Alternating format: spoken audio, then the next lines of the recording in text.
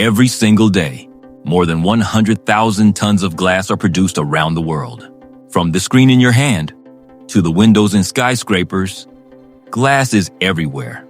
In the United States alone, millions of tons of glass are used every year. To meet this huge demand, millions of tons of sand must be processed. But how does this fine powder become one of the world's most used materials?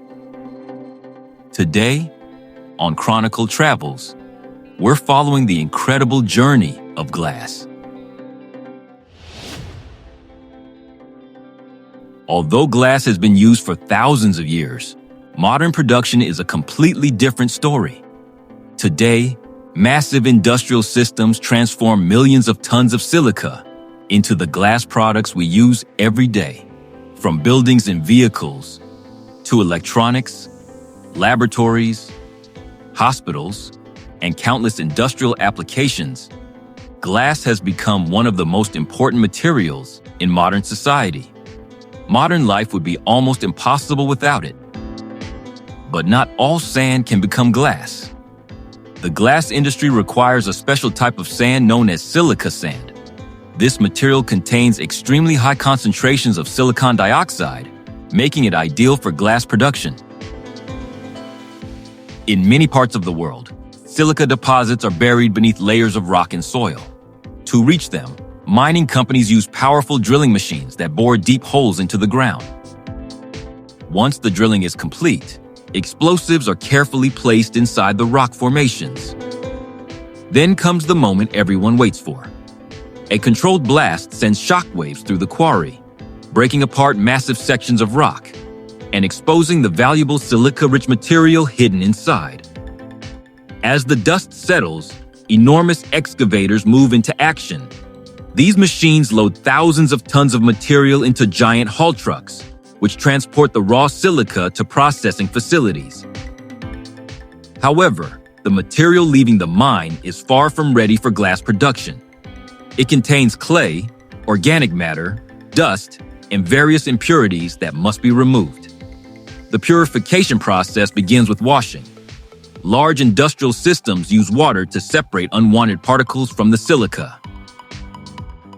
After cleaning, the material passes through drying equipment, where heat removes moisture and prepares the sand for the next stage. Only after these steps is the silica pure enough to enter a glass factory. Once inside the factory, the sand is combined with several other important ingredients. One of them is soda ash, which helps lower the melting temperature of silica. Another is limestone, which improves the strength and durability of the final glass. Factories also add recycled glass, often called cullet. This recycled material melts faster than raw ingredients, reducing both energy consumption and production costs. If colored glass is required, special compounds are added to the mixture. For example, cobalt compounds can create deep blue glass, while other minerals produce green, bronze, or amber shades. Now comes the most dramatic stage of the journey. The mixture enters a giant industrial furnace. Inside, temperatures can exceed 1,600 degrees Celsius. That's hotter than many volcanic lava flows. Under this extreme heat, the solid materials slowly begin to melt. What was once a pile of sand transforms into a glowing river of molten glass. The process takes many hours, but melting alone isn't enough. Tiny gas bubbles trapped inside the liquid must also be removed. To achieve this, the molten glass remains inside the furnace for additional refining. As gases escape, the material becomes clearer, purer, and stronger. Eventually, the glowing liquid reaches the perfect consistency for manufacturing. At this point, the molten glass can be transformed into a wide range of products. Let's begin with glass bottles. A continuous stream of molten glass flows from the furnace. Special cutting systems divide the stream into precisely measured portions, known as gobs. Each gob contains exactly the right amount of glass needed to form a bottle. The glowing pieces immediately enter a mold. Compressed air is then injected into the mold, forcing the soft glass against the walls. Within seconds, a rough bottle shape begins to appear. A second molding stage follows, where additional air pressure expands the glass to its final dimensions. The entire process happens incredibly fast. What once required skilled craftsmen and significant time can now be completed in just a few seconds. Freshly formed bottles emerge glowing bright red from the intense heat. However, they are still extremely fragile. To prevent cracking, they must be cooled very carefully. The bottles travel through a long temperature-controlled tunnel, known as an annealing layer. Here, the temperature gradually decreases over time. This slow cooling process removes internal stresses and greatly improves durability. Once cooled, every bottle undergoes strict quality inspections. Advanced cameras and sensors scan each piece for cracks, bubbles, distortions, or imperfections.